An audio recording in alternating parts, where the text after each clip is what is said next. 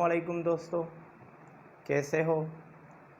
मैं हूं मोहम्मद जलाल खान और आज का हमारा जो टॉपिक है वो है 10th क्लास के बियोलॉजी का दूसरा टॉपिक। और किताब में जो है गैसियस एक्सचेंज इन प्लांट्स के नाम से किताब में मौजूद है। तो आइए चलो शुरू करते हैं।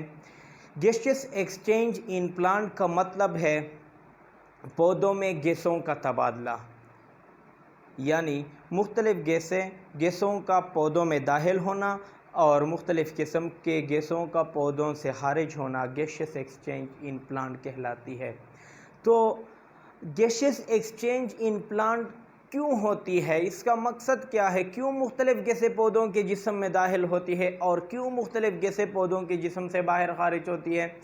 हम जब सांस लेते हैं तो मुख्तलिफ़ गैसें हम रिस्पायरेशन के लिए, तवानाई हासिल करने के लिए अपने जिस्म के अंदर ले जाते हैं, और जब हम सांस खारिज करते हैं तो हम इसी रिस्पायरेशन ही की वजह से जो है सांस बाहर निकालते हैं। लेकिन पौधों का मसला अलग है। पौधे रिस्पायरेशन भी करते हैं और फोटोसिंथेसिस भी करते हैं। दिन के वक़्त पौधे जो है वो फोटोसिंथेसिस और रिस्पायरेशन दोनों करते हैं। तो वाज़ेह बात है कि पौधे दिन के वक़्त जो है मुख्तलिफ़ गैसों का तबादला करती होगी फोटोसिंथेसिस और रिस्पायरेशन के लिए, और जो है रात के वक़्त पौधों में सिर्फ़ और सिर्फ रिस्पायरेशन होती है।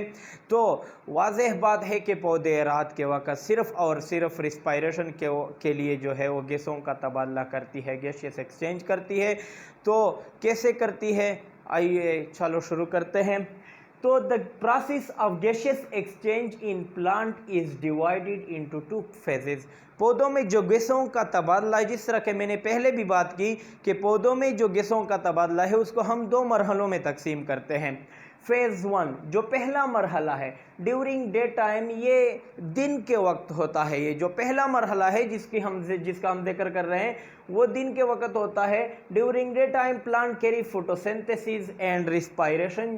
पौधे जो है वो दिन के वक्त 2 प्रोसेस करते हैं। दिन के वक्त पौधों में 2 अवामिल वक़ूपज़ीर होते हैं जिसको हम फोटोसिंथेसिस और रिस्पायरेशन कहते हैं। ये पत्ते का डायग्राम मैंने बनाया है, ऊपर लिखा है मैंने डे टाइम, तो इसके बाद नीचे पत्ते के अंदर मैंने लिखा है फोटोसिंथेसिस और रिस्पायरेशन।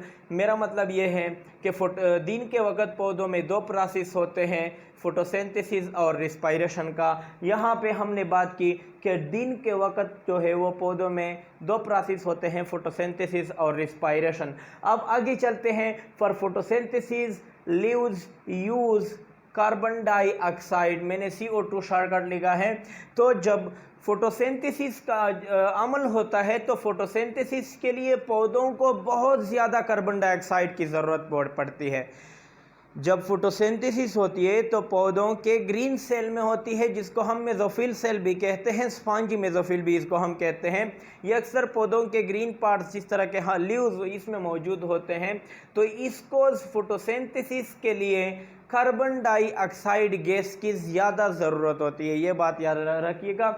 इसके बाद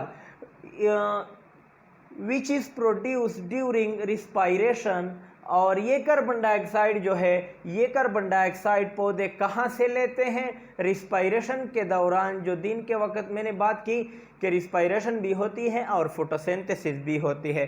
तो दिन के वक्त रिस्पायरेशन में जो कार्बन डाइऑक्साइड गैस बनती है वो फोटोसिंथेसिस जो है वो यूज़ करता है, ठीक है, फोटोसिंथेसिस में चली जाती है। लेकिन मैंने बात की कि फोटोसिंथेसिस के लिए ज़्यादा कार्बन डाइऑक्साइड की ज़रूरत होती है, विच इज़ नॉट एनफ। और ये फोटोसिंथेसिस जो कार्बन डाइऑक्साइड यूज़ करता है ये रिस्पायरेशन से लेता है।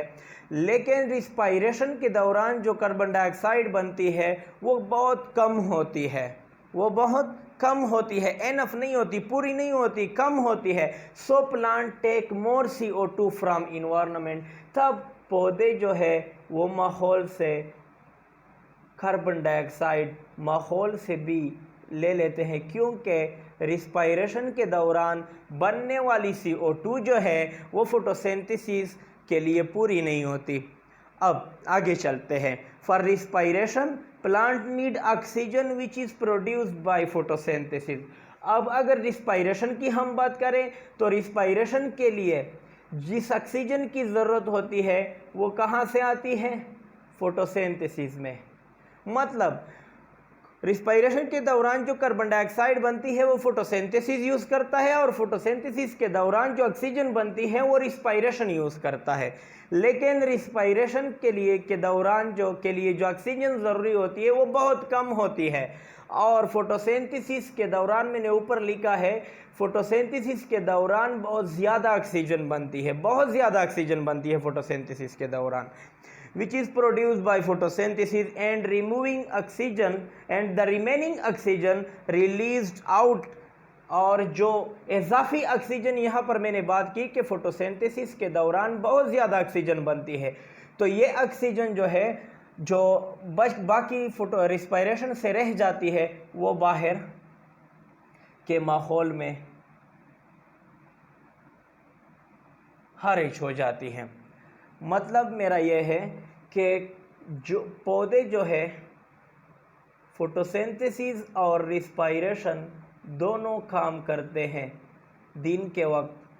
तो फोटोसिंथेसिस के दौरान जो ऑक्सीजन बनती है, फोटोसिंथेसिस के दौरान जो ऑक्सीजन बनती है वो रिस्पायरेशन ले लेती है, और रिस्पायरेशन के दौरान जो कार्बन डाइऑक्साइड बनती है वो जो है वो फोटोसिंथेसिस यूज़ करता है। लेकिन फोटोसिंथेसिस के लिए ज़्यादा कार्बन डाइऑक्साइड की ज़रूरत होती है, और फोटोसिंथेसिस के दौरान ज़्यादा ऑक्सीजन बनती है।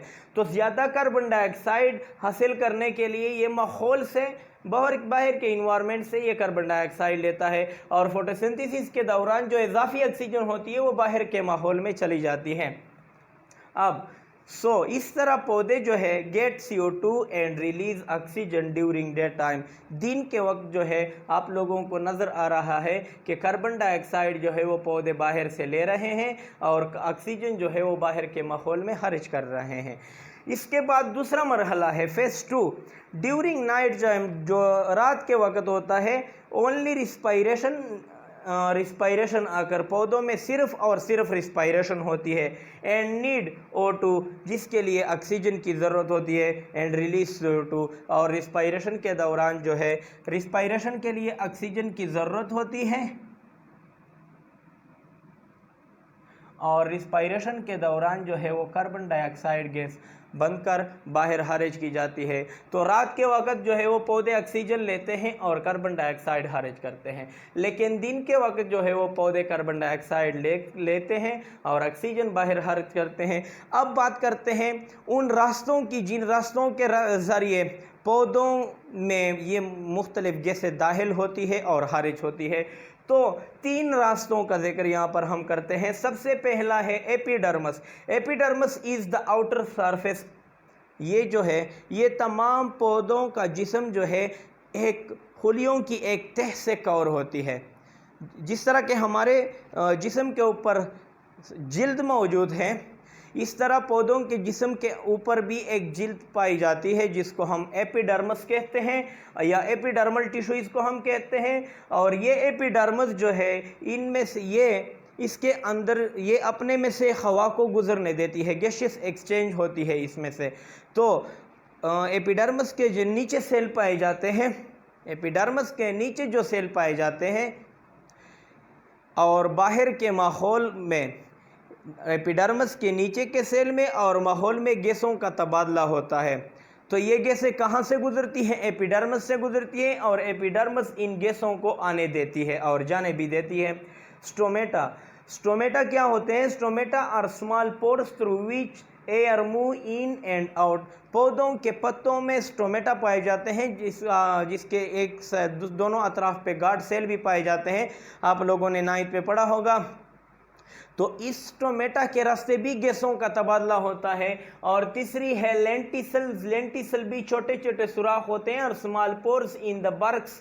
ये पौधों के जो बर्क से जो छिलके हैं तन्ने पर, इसमें से छोटे छोटे स्पर्ट्स या पोर्स पाए जाते हैं, और इसके ज़रिए भी गैसों का तबादला होता है। उम्मीद करता हूँ कि आज की मेरी ये लेक्चर आपकी समझ में आई होगी। अगर आपको मेरी लेक्चर पसंद आए तो लाइक और शेयर करना ना भूलिएगा, और अगर आपने अभी तक हमारा चैनल सब्सक्राइब नहीं किया है तो जल्दी कीजिए, सब्सक्राइब कीजिए, ताकि हमारी हर नए आने वाली वीडियो आप तक आसानी से मौसूल हो सके। तो इजाज़त दीजिए, अल्लाह हाफ़िज़।